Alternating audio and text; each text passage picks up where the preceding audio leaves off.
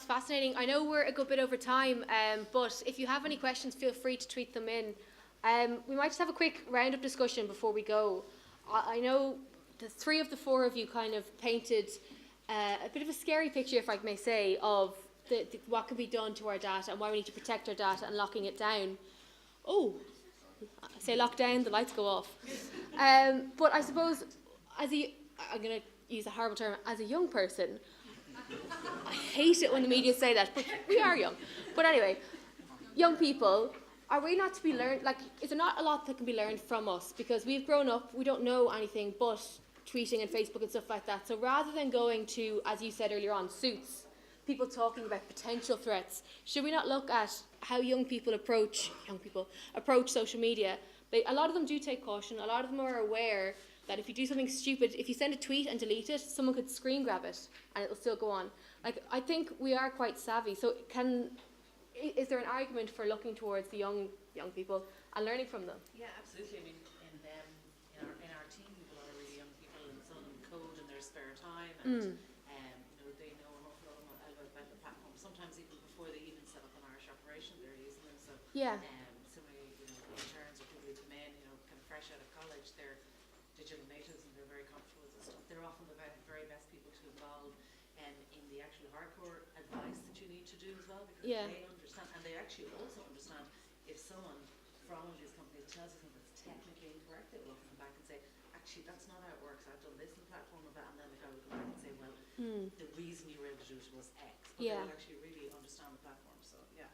And Conor, you were saying that you go into schools and stuff like that and talk to teachers who then talk to parents about. Again, would you kind of converse with the young people to try and get their take on it, or is it very much factual? Don't post. That scene. This is very crude, but that scene on in Mean Girls when they say don't have sex because you'll get chlamydia and die. That's kind of the way it sometimes can be. So it's in Mean Girls. You should watch it. But that's the kind of sense that I get. Some people are so afraid that they're like, don't set up an email account, don't set up a Twitter account because you'll get cyberbullied and it'll end badly. Some of the schools I go into, they actually have cyberbullying issues because parents have stopped their children going onto the different kinds of, and they become a victim because they're not on site and they get bullied. And what we're trying to help the parents and the children with is actually how to do it and how to be safe. Kids in the kind of, say the 5 to 8 or 9 age are going through the kind of stranger danger, the stay safe programs and things like that with regard to physical security and how they would behave around adults and outside the school area. But they aren't always up to speed with that sort of behavioural awareness when it comes to going online, and they might be following an older child in the school, who's at home onto a mobile platform or a social media, or they might be getting access to a computer where they might go to a class YouTube clip, and then all these other YouTube clips appear down the side of it, and they start clicking on this, and so what they go to as a valid thing starts unraveling very, very quickly to something that can be very negative. And parents, what we're trying to help with parents is say, it's not keep them away from this. It's about how you can manage the environment, manage the relationship as well with the child. It's going back to what Sinead was saying, basically, of like taking it away from the digital world, and how would you deal with the situation if it was in real life? Do the same thing, apply the same principles, and if you're not skilled, upskill and get to play around with the site yourself and get to know the user policy, the privacy settings, that kind of stuff. I think that's where the gap at the moment, I think, between the digital natives and the, say, slightly older people is the issue that they're scared of it, and they actually withdraw instead of engaging, and they're not getting support.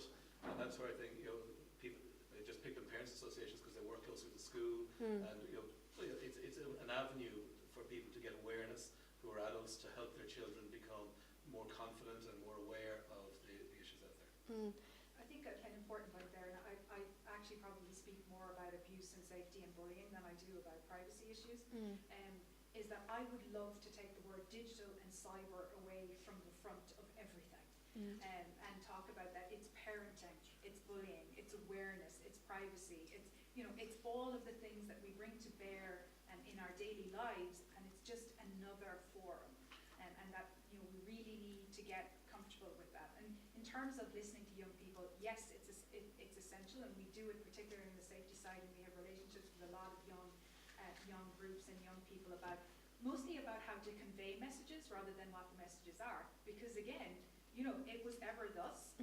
Yes, lots of 16-year-olds, 17-year-olds and 18-year-olds know how they should drink or how they should drive cars, but unfortunately, people who find themselves in situations where they, are facing serious injury or have died because of misuse of those things. So I do think there is still value for a mature worldview of what could go wrong, but again, acknowledging that there is just so much scope and potential out there that we shouldn't be shutting that off from people.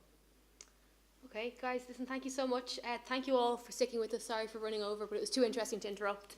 So thank you so much.